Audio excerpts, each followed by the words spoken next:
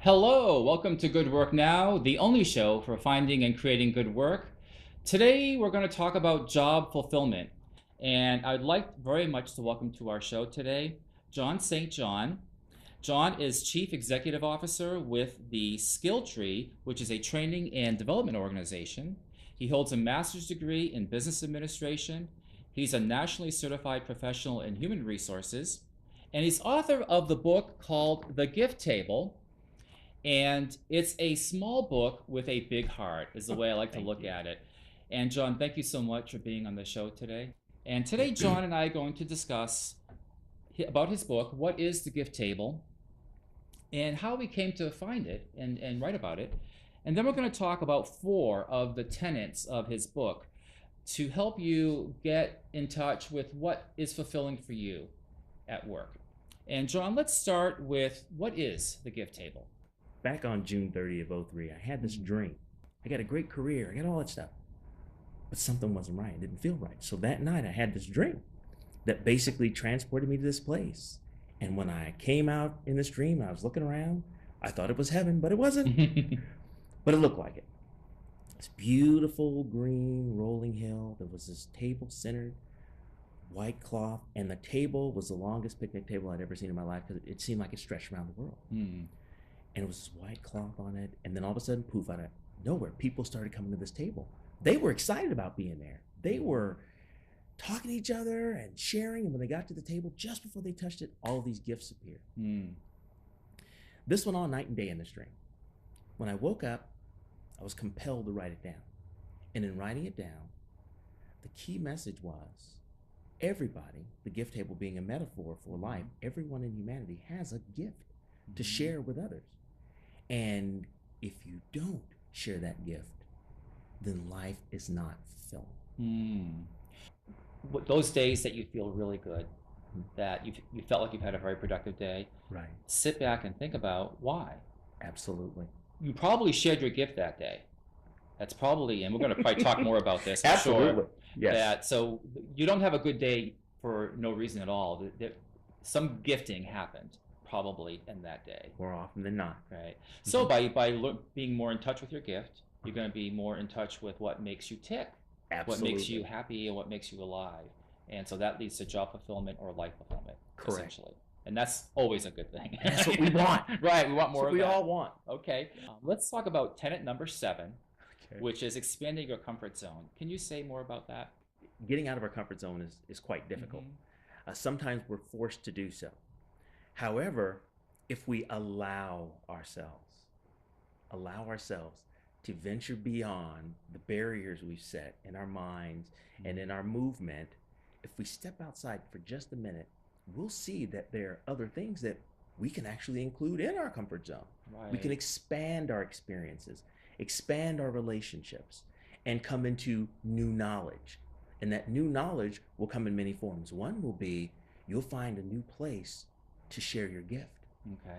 And you'll find new people to engage in their gifts, all beyond your comfort zone. That's why your comfort zone should be ever expanding, because your gift's going to push the envelope. Okay, so staying in your comfort zone could be like a rut over time. Absolutely. You can become stale, and you're going to lose that magic because you're not getting new information. It's kind of like it's myopic and Exactly. Okay. Your gifts must be fed. You got to. Oh, that's a good way of looking at it. So maybe as an exercise, folks can think about, okay, what do they love to do? What do they feel are their special gifts or their special talents, and then find ways that they can apply them in new areas. Absolutely. Okay. And here are a couple of examples I'd like to throw out there. A person that, say, for instance, loves to write. Okay.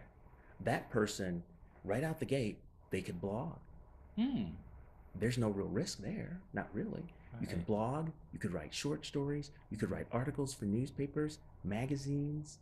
You could be a ghostwriter for a person that doesn't know how to put their thoughts into words.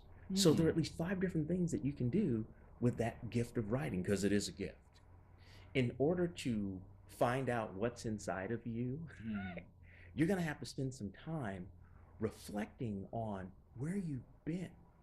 Typically where we get focused is where we're going. Well, where we've been gives us a lot of data about, as you Hmm. mentioned, I've gone to work, I had a good day. What about it was so good about it? Why did I enjoy it so Exactly. much?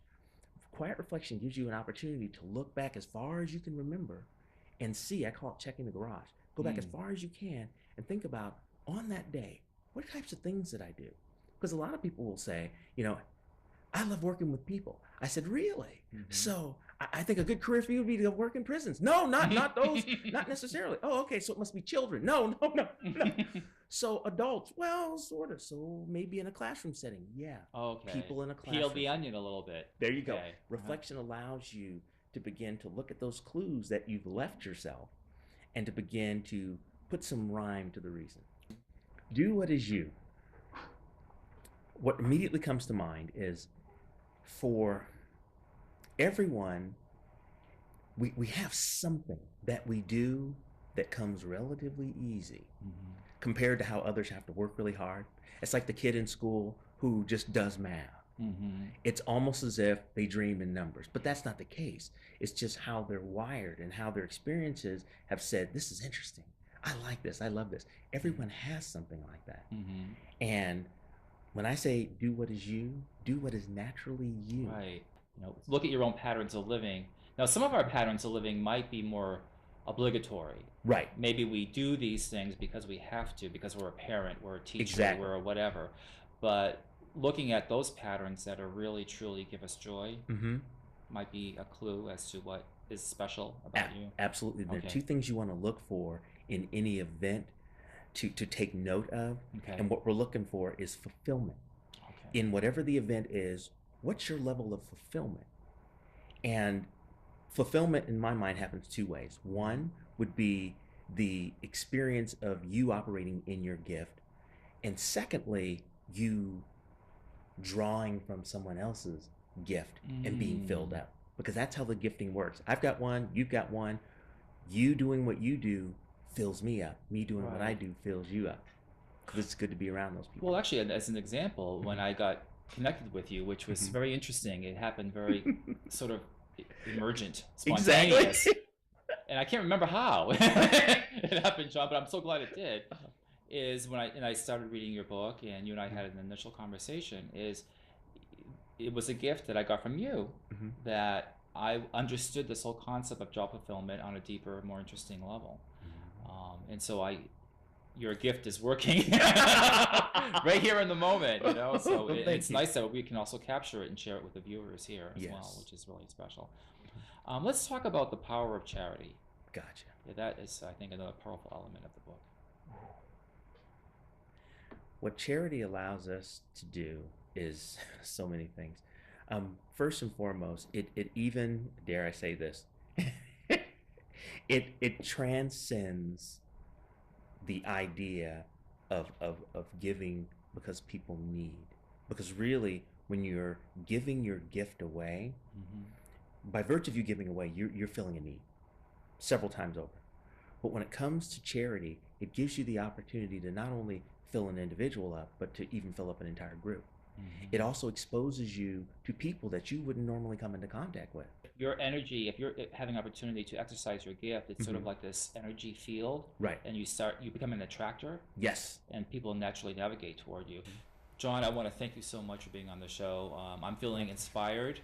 Let me provide you John's website. It's www.skilltree.net. And next time, we're going to talk about marketing makeovers. And so be sure to watch that show. I think it'll be very interesting and give you some insight about how to think about and make over your career or your business image. Until then, keep up the good work and thank you so much for watching.